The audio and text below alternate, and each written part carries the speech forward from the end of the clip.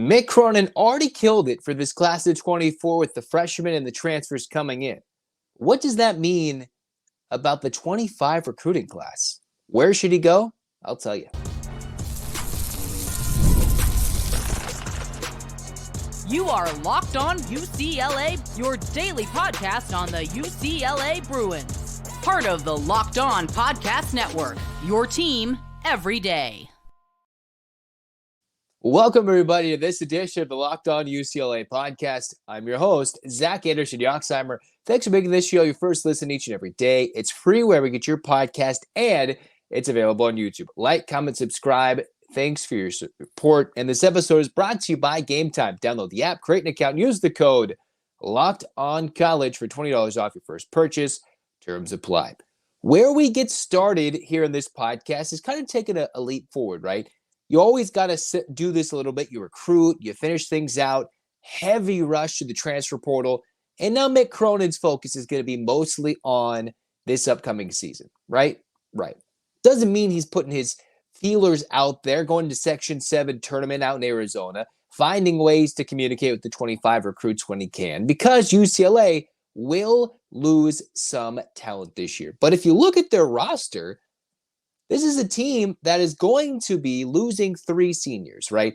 The incoming Dominic Harris, who still isn't official yet until he comes over from LMU, got Kobe Johnson, and then Lazar Stefanovic.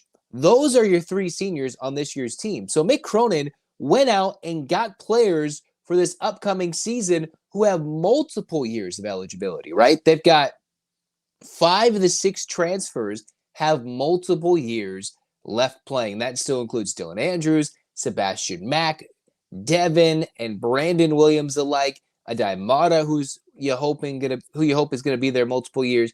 UCLA has players and talents that will be around for multiple years because you got Daly Jr., who's only a sophomore, William Kyle III's a junior coming in, Tyler Bilodeau, Sky Clark. Those guys, including this season, still have upwards of 2 to 3 years depending on who it is coming in.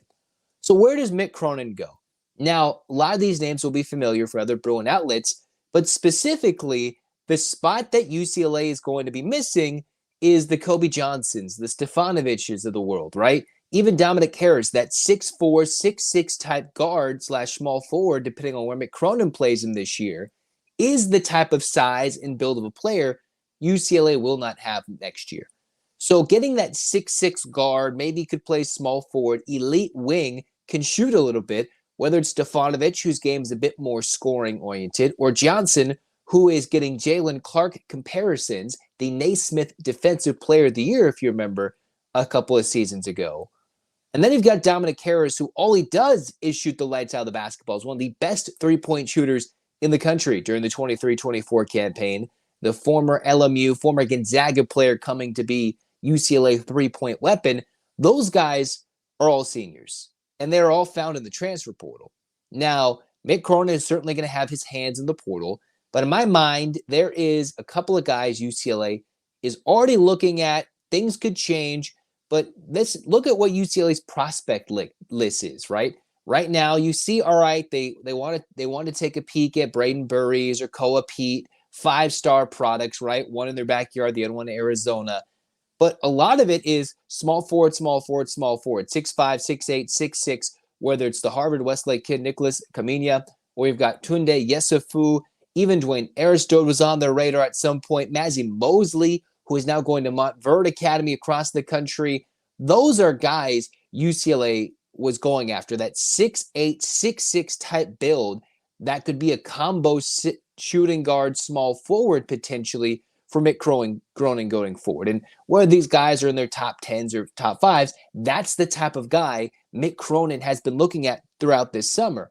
Now, Yesufu, the St. Joseph product, who is from Lakewood, but is playing his high school ball in Santa Maria, which is in the Central Coast. St. Joseph, a great basketball school. The women have a strong program down there. UCLA's grabbed a couple there. Their men's program, the Knights, are really good. That is a top-tier program. So SoCal kid who composite-wise is close to a 4-star, 5-star rating, the second best product potentially in all of California, and nearly a top 25 nationally. Yesufu had UCLA as his final 10.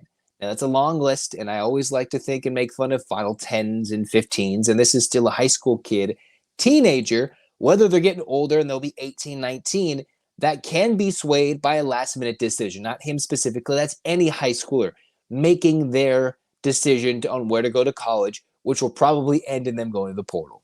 Okay? Nonetheless, UCLA, they want to make sure they can try and win a kid like Yesufu, right? He's already going to go to Kentucky during their big Blue Madness basketball event. He's already checked out Tennessee. It looks like he's warm with USC, Arizona, Washington, but UCLA is in that top 10. And I hope UCLA can get their recruiting game up to get a kid like this, because that is a guy who could slot in as a freshman and contribute in a spot of need. Or maybe UCLA goes after something like this in the portal, but get a kid this skilled, you're going to have so much veteran presence around him. Obviously, that doesn't mean Dylan and Sebastian and Sky Clark are all going to stay, and Eric Freeney and Trent Perry, right? That's a bunch of players, but a taller guard that could play small in the two, play a small forward role is what UCLA is going after, right?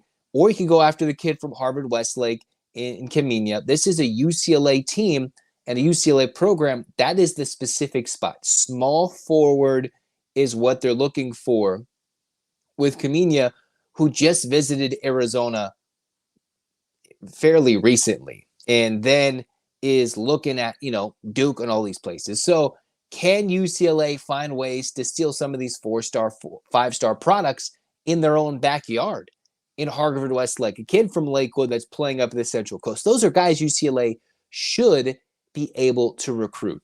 Now, Cronin likes coachable guys, which is why you got Eric Freeney as a guy who was the first recruit for the class of 24.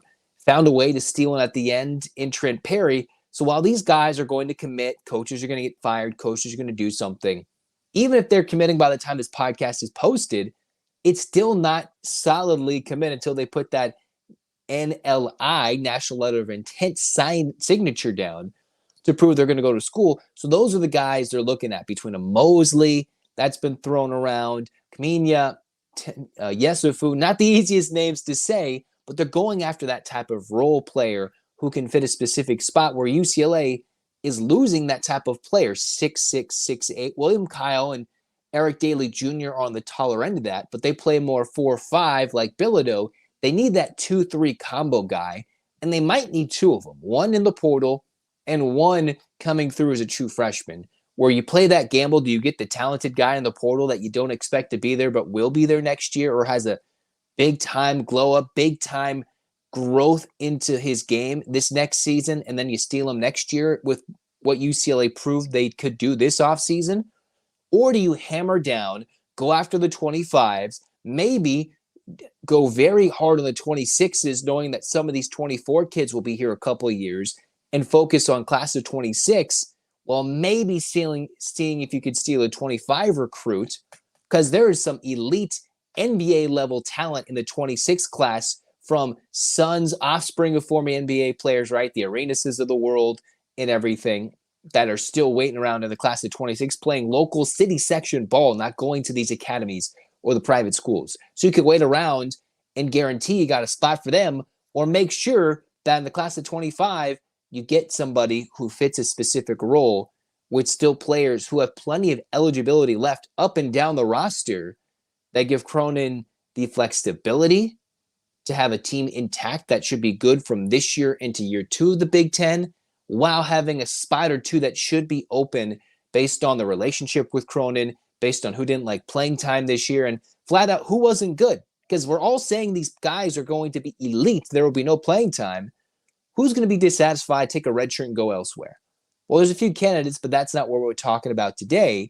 It's, can they get the Yesufus? Can they go after Kamenia, that small power forward or small forward / shooting guard combo that can come in and play a big role? And that's not to say Eric Freeney can't come in, but I'm not sure if Perry or Freeney are big enough to play the role with the Stefanoviches and the Kobe Johnsons of the world that are 6'6", 6'7", and play more like a guard than they do a true forward power position down low. Okay, that's what UCLA is looking for. They're in the top 10 of Yesufu. They've been in talks with Kamenia, who's had Kentucky with Mark Pope. Come out, watch him. They've got a battle still with Arizona and Gonzaga. And maybe Mick Cronin goes back to the drawing board and looks something internationally, as much as I doubt that with what happened in the most recent class of 23 and how it just hasn't panned out. From Zonka into 22-23 into the likes of, I'm blanking on names, but, you got Zonka that started. He left as a 21-year-old kid. And then the most recent wave of internationals left. I think UCLA's thinking domestic, thinking close to home, and a very small 25 class based on how this group stays together should for 1 to 2 years, and then spring big on what should be a loaded 26 class. Okay. All right. Now, is there a way UCLA football can go 8-4? I've seen ridiculous claims of 2-10, and is it 8-4, 7-5? Can they surprise? Why is there such a disconnect? Let's talk about it next on Locked On UCLA.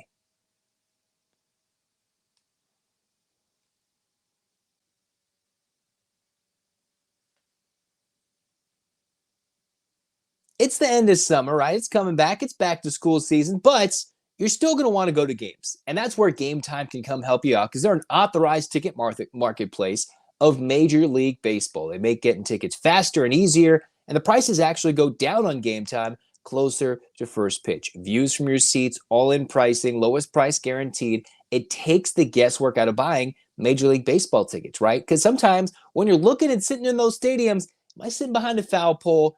Is my seat even facing home plate because I'm sitting in a 200-year-old stadium? Jokes encouraged there. But you can use panoramic views with the Gametime app. You can use a toggling feature with all-in pricing. So when you toggle it, you press the button, you toggle it over, you see that there's no surprise fees. You know what it is at checkout, and you got to turn it on.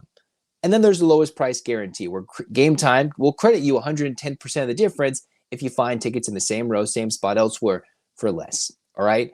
Take the guesswork out of buying Major League tickets with Gametime. Download the app, create an account, Locked On College for $20 off your first purchase. Terms apply. Download the account, download the app, Gametime. Use the code Locked On College, LOCKEDONCOLLEGE, Locked On College for $20 off. Download Gametime today. Last minute tickets, lowest price guaranteed. Cruising on into segment 2 of the Locked On UCLA podcast.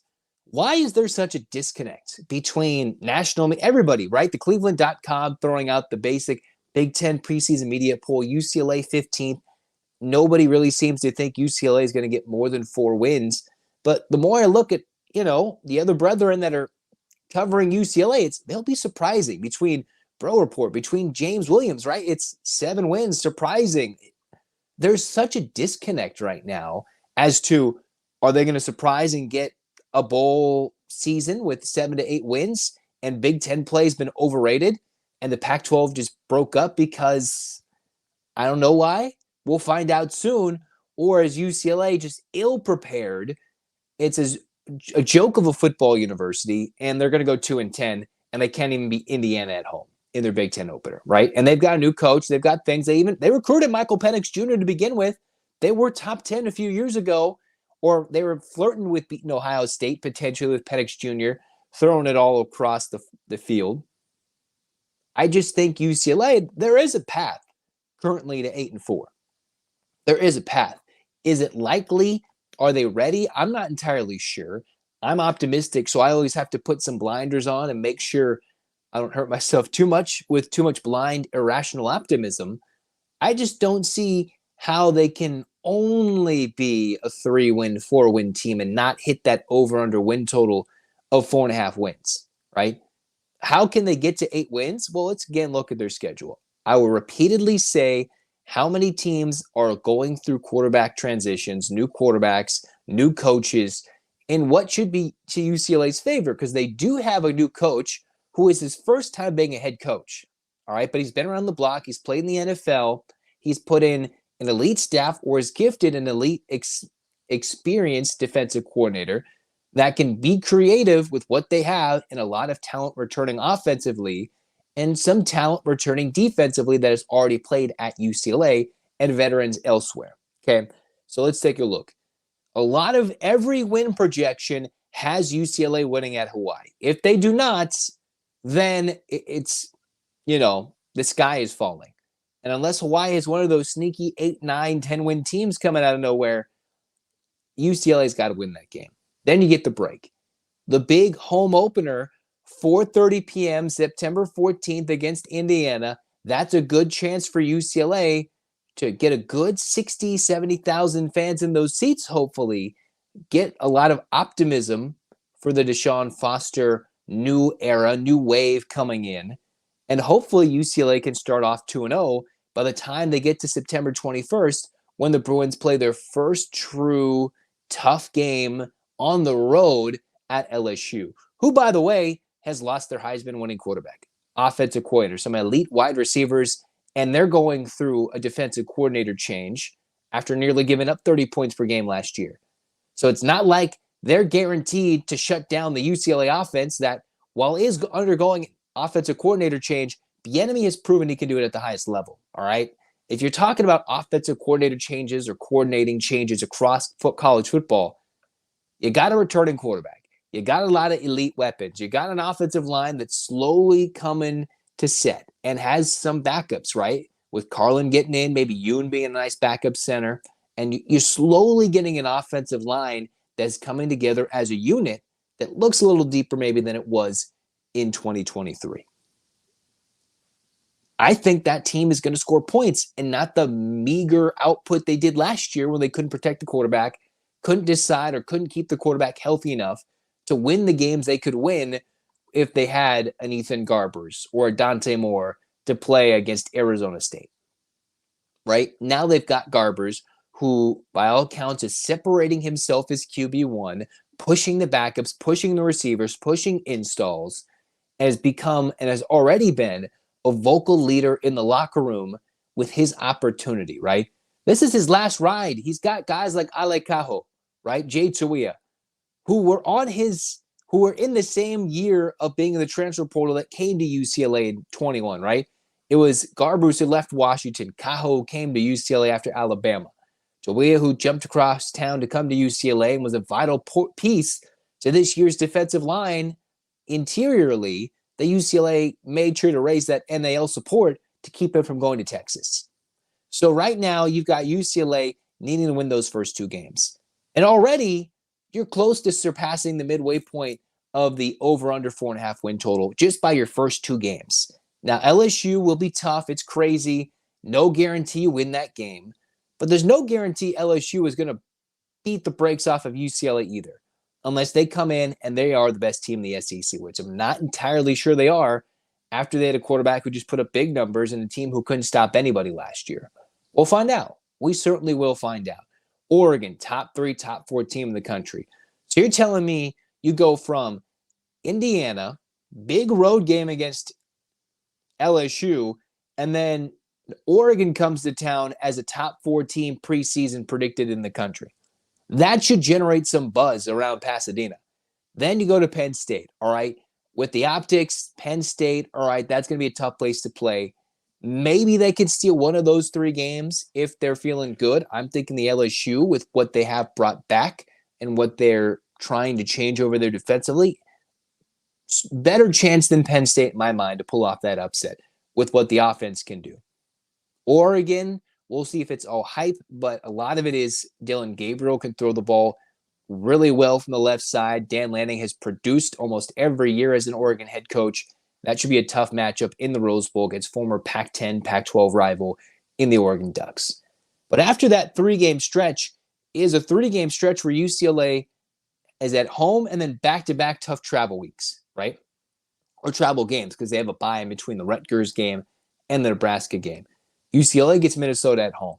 I think for a dream season of an 8-9 win season that will blow everybody's expectation out of the water, you've got to beat Minnesota. A team who was a 5-win team in the regular season last year, made a bowl game because of APR scores. The stories of PJ Fleck wanted to come to UCLA. It didn't work out. That's a game you have to win with a team that was changing its quarterback as well. I think UCLA is a little in better position, at home at least, certainly, against Minnesota in mid-October, that they can find a way to beat Golden Gophers. All right.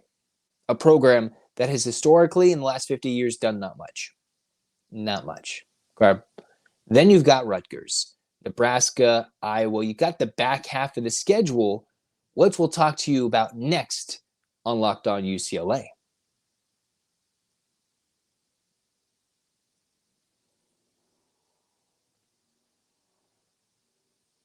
All right, so how is UCLA going to go 8-4, 9 wins? All right.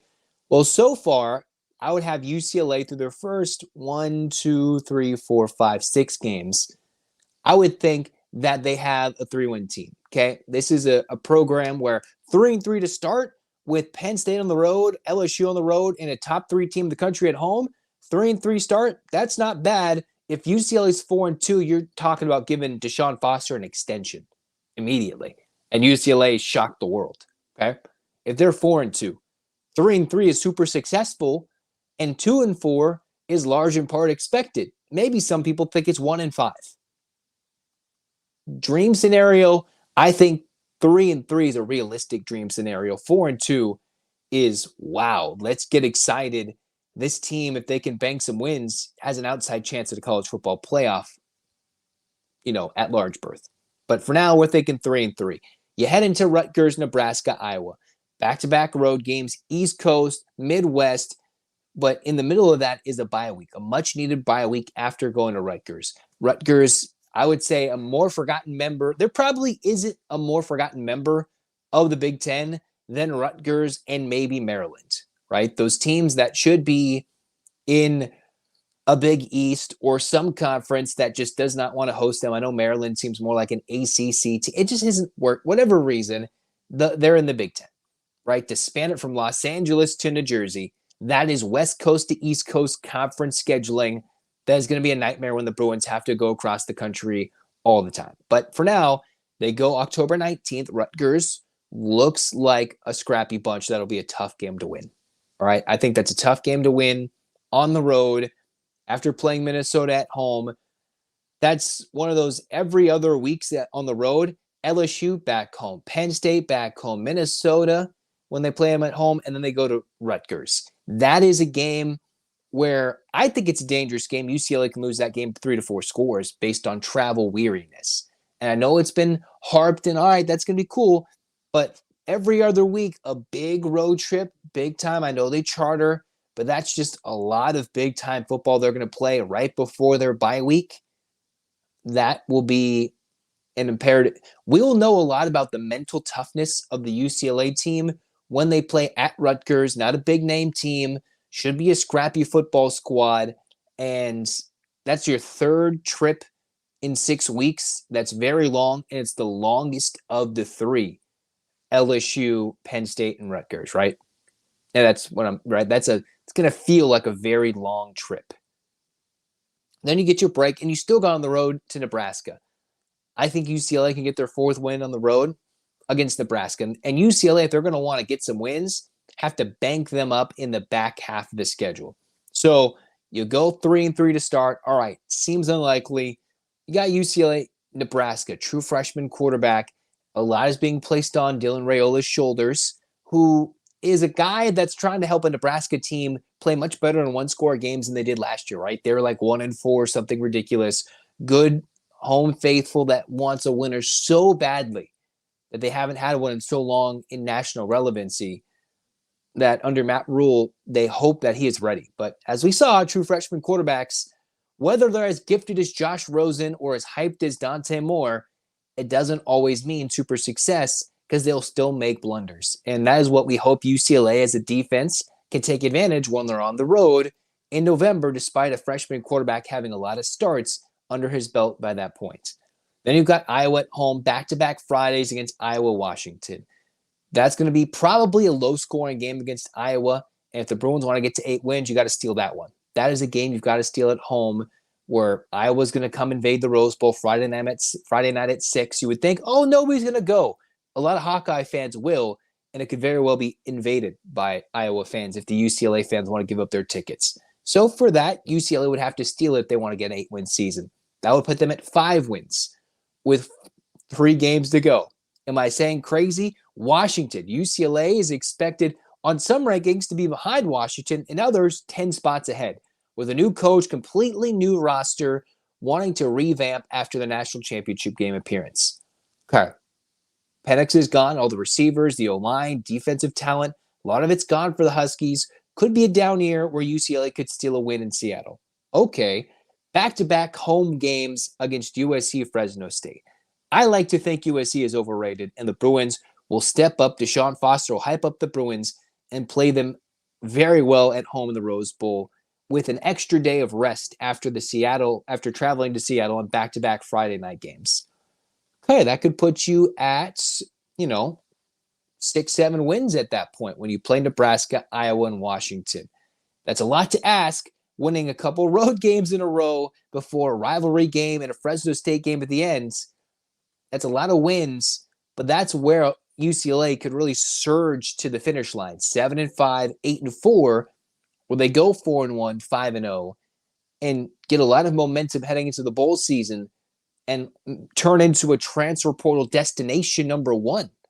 If UCLA can hammer home a couple NIL bucks and make sure to fill out the roster with the full complement of scholarships up to the maximum roster size that we're going to see across the board and across the country, where you play USC and Fresno State, I think UCLA is going to beat Fresno State. But on Fox Sports rankings list, they're 20 spots behind Fresno, and nobody thinks UCLA is in the same ballpark as USC, although even though they stole Danton Lynn, Lincoln Riley is going to have to prove it that this is a year and this is a team that will take down UCLA easily, because that hasn't been the case in his tenure at USC.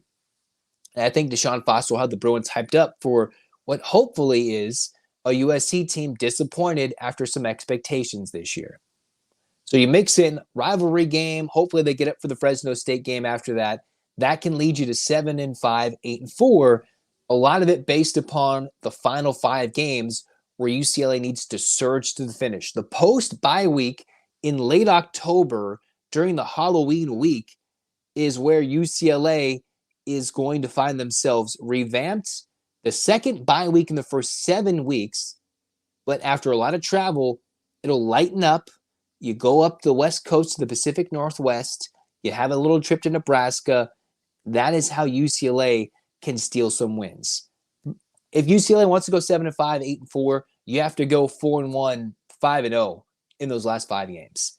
The real bowling stretch is UCLA stealing a game against Nebraska, beating Washington, and beating USC and or Fresno State, one or the other. All right, because initially I have UCLA close to 3 wins in their first half of the schedule with a very winnable back 5 games that could certainly see themselves lose, right? Washington could come out and Jed Fish can be like, yo, I'm Kalen DeBoer part 2. We're going to keep this train rolling. Or it could be a down year. Fresno State, outside chance at the group of 5 spot for the college football playoff.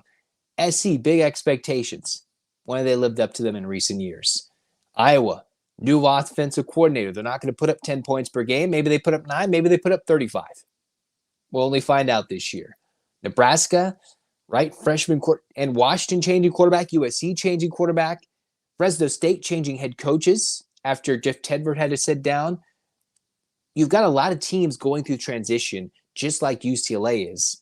And too much is being put on Deshaun Foster and his coaching, right? And, what's this? He's got experience around him.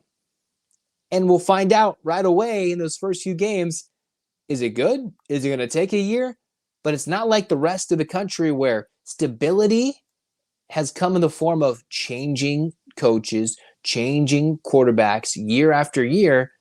And UCLA has a coach that's been in this system over recent years.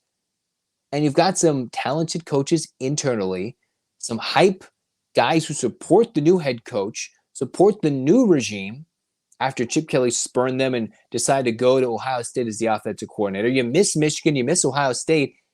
The run to 8 wins, in my mind, would involve a 5-win finish and 3 wins in your first 6. Not impossible, unlikely, but that is how I think it would have to play out for them to get 8 wins this season. And it's just funny, the disconnect. They're going to surprise this team. UCLA is overwhelmed. It can't be both. It certainly can't be both. And we'll know, I think, immediately come week 4, week 5, how UCLA is handling the transition, right? And it'll be week 6 before UCLA sees a traditional Big Ten team, even though Penn State was an independent for so long, a modern traditional Big Ten team on the road by week 6, week 7. So we'll have to wait half the year if you don't include the Indiana game to see a real Big Ten team on the UCLA schedule, right? In terms of, all right, are they going to be able to go beat a team that's been number 3 in the Big Ten last decade and always been pretty solid under James Franklin? We'll find out. I like to believe they can surprise people this year. 8 wins. I'm going to stop saying that they really can, but there is a path, and it involves a big streak and almost alternating wins in that first murderer's row type of road set of games, and an Oregon home game. All right, that can be tough. But where we're stopping today is here, and then we're going to talk more fall camp. We'll talk a little more basketball and that coming up at the end for future podcasts. All right, get your hands up. 8 clap time, baby. And 1, 2, 3, 4, 5, 6, 7, 8. UCLA. UCLA, fight, fight, fight. This has been Locked On UCLA. Zach signing off. Go Bruins.